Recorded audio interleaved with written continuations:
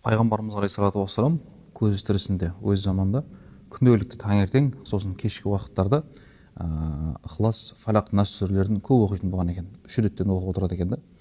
Сонда бұл пайғамбарымыздың біздерге қалдырған үлкен ұлы сүннеті.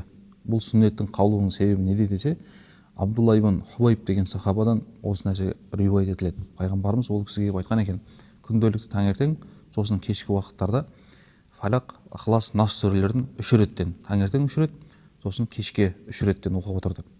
Алла тағала өз қалауымен сені күллі жамандықтан, сосын зиянды болған нәрселерден сақтайды деп айтады.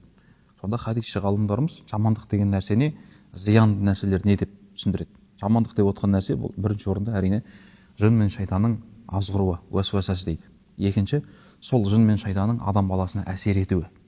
Сонымен қатар сырттан келген сөз, көз, тию деген сияқты нәрселер бар ғой. Міне осылардан Алла тағала сені сақтап қояды.